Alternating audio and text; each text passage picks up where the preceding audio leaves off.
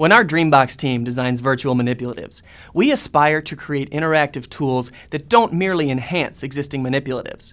We want our digital lessons to be transformative learning experiences for students that couldn't exist without technology.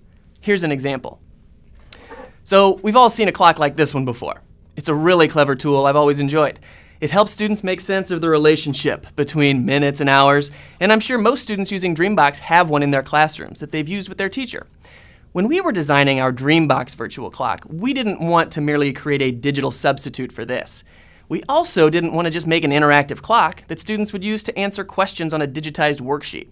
Certainly, students need to know how to set a clock and read a clock, but there is so much more mathematical thinking that can be done with the clock as a measurement tool.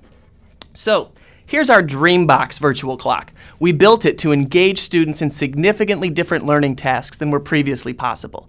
We've used new technology to redefine how students can think critically about clocks and measuring time.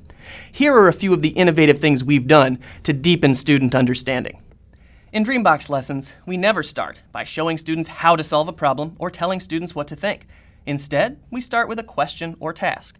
Here, we ask the same question a classroom teacher might ask. How many rotations of the minute hand represent 8 hours? Notice the student is only able to move the minute hand, and only if they need it to figure out the answer. We also have similar lessons about the relationship between the second and minute hand, which is not typically possible in classrooms with handheld clocks. When students start setting the time themselves, our virtual clock has multiple scaffolds and representations that enable DreamBox to differentiate and adapt for each student. We have a matching digital clock, the hour and minute labels are on the hands themselves, all 60 minutes are marked, and all 12 hours are labeled.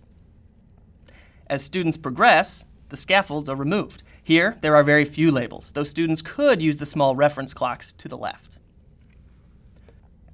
Because students could set a clock using only the minute hand, which is a very inefficient solution method, we also have lessons limiting the number of times a student can adjust the clock. Students must think strategically and make optimal moves before their hourglass icons disappear. This next lesson is probably my favorite. The minute hand is broken, and students must set the clock using only the hour and second hands. This student first spins the second hand repeatedly, but quickly realizes that will take a while. Moving the hour hand first is much better. Then the second hand can be used to get the precise answer. Note that the problem only requires precision to the nearest minute, so the second hand could be anywhere in that minute, not just at 0. Students realize that it's 4 o'clock all minute long. Of course, we also have lessons where students read clocks. Sometimes they have scaffolding, including the timeline below the clock. But in order to be proficient, they eventually need to read clocks without any labeling or supports. We also have later lessons in which students add and subtract time, as well as work with elapsed time. For students using DreamBox, these later lessons are much easier because they have a strong conceptual understanding of how time is measured and represented on clocks. At DreamBox, we're building innovative lessons, tools, and games that redefine how technology can support student exploration, reasoning, and success. Our tools aren't merely a digital substitute or small enhancement for existing tools. Their strategic design is precisely what enables our adaptive engine to be intelligent, differentiating uniquely for each student in real time. We chose to redefine how students could think mathematically about clocks and make sense of measuring time. But this DreamBox lesson isn't just about time. It's about giving students time to think for themselves.